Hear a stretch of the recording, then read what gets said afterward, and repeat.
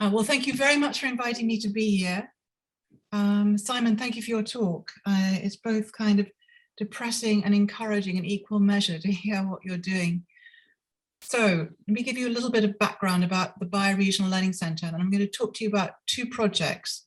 One that about making the charter for the River Dart at Dartington, which we completed about 2 years ago, and now the new project, Voices of the Dart. So the Bioregional Learning Centre was set up almost exactly 5 years ago across South Devon. So we call South Devon a bioregion, and bioregions are not political areas. They don't have political boundaries. They are geologically, geographically, landscape, climate, and social history and cultural history. They are kind of an entity which is very distinctive, and you'd be able to kind of describe the character of your bioregion in those terms. So South Devon is surrounded by water, obviously. You've got the sea in the south. We put the Tamar to the west and the Tean to the east to define the bioregion, and where all the rivers rise on Dartmoor to the north. And within that whole area, you've got many systems. So the focus of our work really is to look at the different systems in the bioregion, like water or biodiversity or woodland or healthy soils, whatever it might be, and understand them as whole systems which are under pressure at the moment and will become more under pressure because of climate change. And then to kind of work systemically to find ways to kind of ameliorate what's happening to the systems, but also crucially, we're looking for ways always to put civil society at the forefront of finding solutions and building climate resilience in South Devon. So we wanted to flip the relationship between humans, between us as kind of customers, consumers, and water. So we have been part of what's called the South Devon Catchments Partnership for, in fact, more than 5 years before we were founded. And being part of that group, which includes the West Country Rivers Trust, but also the Environment Agency and lots of other different bodies up and down rivers here in South Devon, we became more and more aware that the two issues that many river catchments were struggling with were how to deal with all these systemic issues to do with water pollution or water scarcity or flooding, whatever it might be. And the other challenge is how do you engage local people? So that's the challenge we rose to by imagining a way through a charter in which we could kind of invite local communities to be stewards of the water. So I'm going to talk you through the whole process. You might be interested in thinking about how you might want to make a charter for your river. So this is a kind of overview of how we did it. So we realized that climate change is driving all sorts of other issues. It's driving flash floods, it's driving topsoil loss into rivers, it's driving pollution incidents because you get more stormwater coming through sewage treatment works, and so you get more release into the rivers.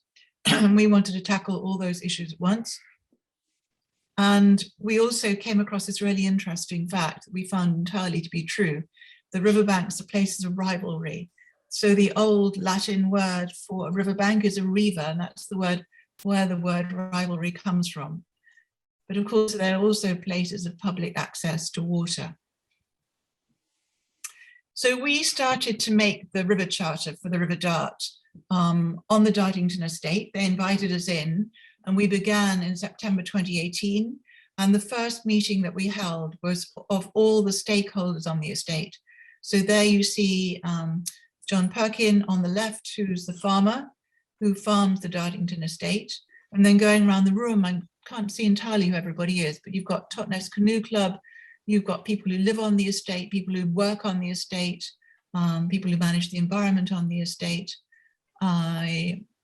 environmental specialists and so on. So we got them all together to have a meeting, and we asked them, what do you think the main issues are on the river here, and what could we do about them? And then we had a further meeting, which was for people in the local community, we call civil society.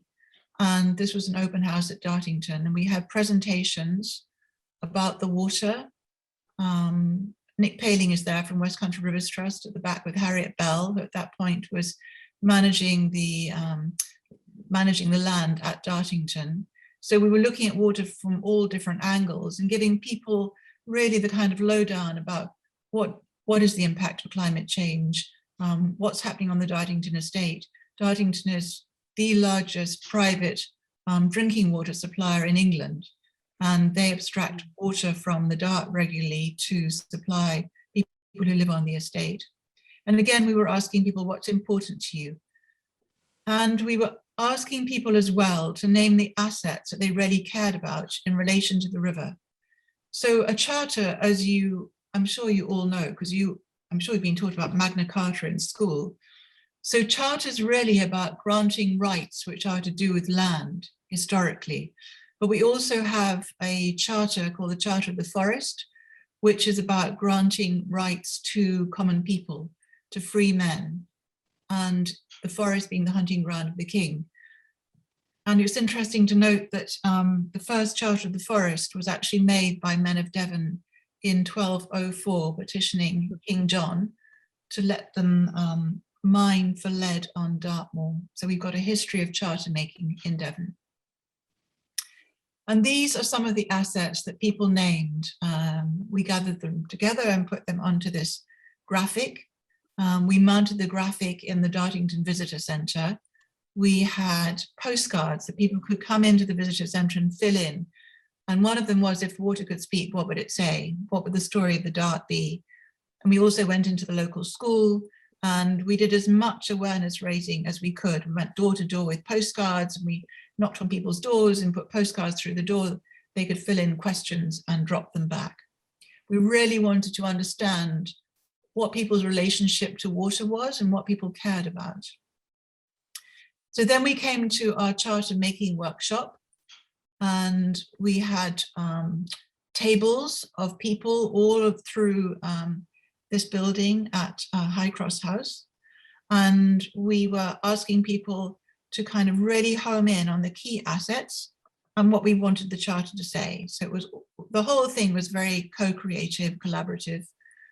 And then we launched the charter at the Water Resilience Summit that happened in September 2019, that brought people from all across Southwest England to Totnes Civic Hall to a day of finding out a lot more about water from all sorts of different experts, and hearing people from community speak as well, and collecting up questions that people wanted to be answered.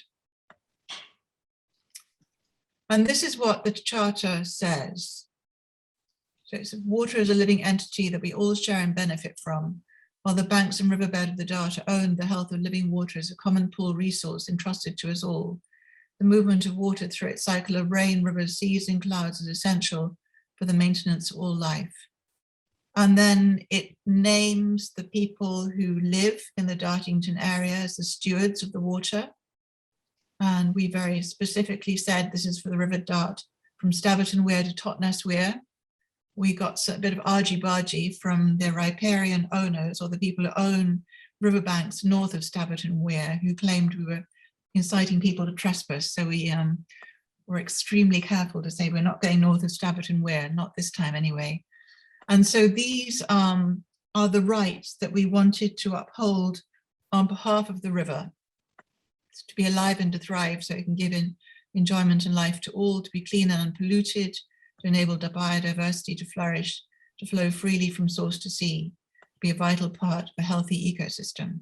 And I'm sure some of you know that there are other places in the world, like the River Wanganui in New Zealand, or formerly the Ganges in India, although it had its legal personhood revoked, where they have made the initiative, they've taken the initiative to give a river legal personhood, which means that it can represent itself in law. We're not able to go that far in this country, but we can create a powerful document which gets stronger the more people sign up to it. And this is the bottom half of the charter. And these are the assets I was talking about that we homed in on as a community. The river's role as a wildlife corridor, healthy water in sufficient quantity, trees along the banks, a terraced river that enhances our mental and physical well-being, and respectful agreed access. And these are the assets that we want to protect. And we always imagined, this hasn't actually come into being because Dartington found itself upside down in terms of organization shortly after the charter was made, but it's coming out of that phase now. We always imagined that each stretch of the river would have 2 river keepers or 2 kind of voluntary wardens that would be like the eyes and ears of the river, watching out for what was going on in terms of wildlife or pollution. And the other thing that we always aimed to do was to form a river council to which people all along the river, living along the river, who had the charter, would meet up at perhaps once a year and discuss their common issues. 2 more minutes, Isabel. Thank you. So climate change is also increasing drought. This leads me into the second project we're doing called Voices of the Dart. This is a quote from Sir James Devon, who's Chief Executive of the Environment Agency. We're really caught in a very difficult moment where climate change is clearly tightening its grip on the whole world. It's going to mean that we're going to have less fresh water available. So the level of water in our rivers is going to go down. We're going to have less drinking water, and we have to take action on that. So our response, again, is to bring civil society into the foreground. We've got funding from Southwest Water, and we are holding workshops along the Dart, to which you're very welcome to come. You can book a free place by going to our website, and the first one is on the 26th of February in Dartmouth.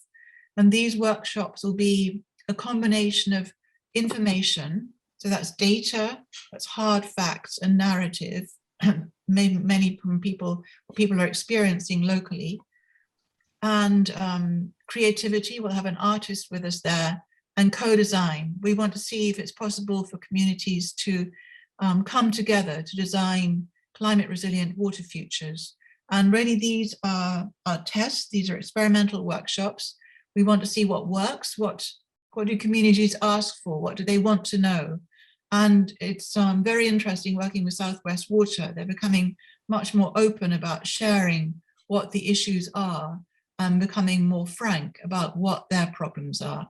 And one of the key problems that they're facing at the moment is that they are a private company that's legally obliged to make profits for its shareholders, and yet it's telling its customers to use less water.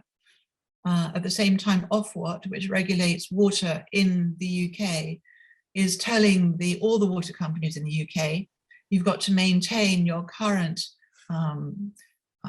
distribution of water, the level of water that you, fresh water that you give to customers now for the next 50 years, which clearly is completely impossible with climate change on the horizon. It's just not going to be enough water. So they're in a difficult place. Yeah, so these are some of our challenges of Voices of the Dart, getting people to reduce their use per person from 150 to 110 litres a day, working with Southwest Water to get them more confident about sharing data and connecting to communities. We are heading towards creating a river council for the Dart, and we will have a performance of Voices of the Dart. So we are asking people, if water could speak, what would it say?